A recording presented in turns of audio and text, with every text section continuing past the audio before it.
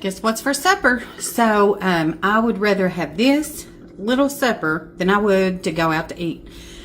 We are going to have fried banana peppers and macaroni and cheese. Hey you guys, so this evening I'm not real hungry, so I'm not going to do a big supper. My husband's already had leftover steak, but I just got done working, so I am going to fry me up some banana peppers. Me and my mom got these from Farmer's Market, and they're really good looking peppers.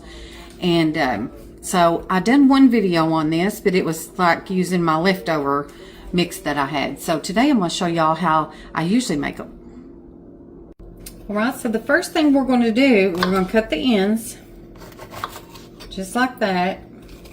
I've got my oil back here getting hot. I'm going to slice them down the middle, and you're just going to get that right out of the middle. Get those seeds out.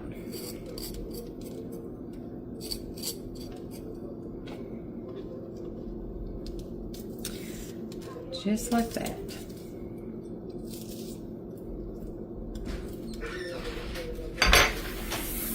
All right, now that we've got them cut up, we're going to make our mixture. I've got a cup of pancake mix, a half a cup of cornmeal, 1 egg.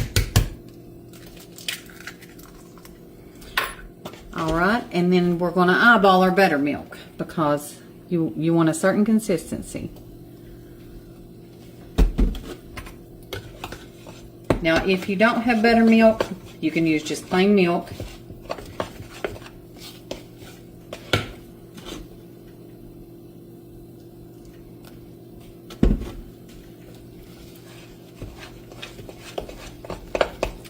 Stir that up. Okay, now we've got the consistency that we want. Our oil is hot back here, so we're just going to take your pepper, dip it, and drop it in your oil. I did decide I want some macaroni and cheese, so I'm going to have macaroni and cheese and fried banana peppers for supper. Now, after my oil got hot, I had to turn that burner down. You all know that front burner is hot, hot, hot. But I'll be right back to show you.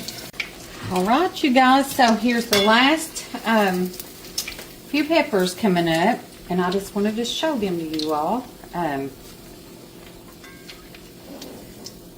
Just those few little peppers made a whole big plate full.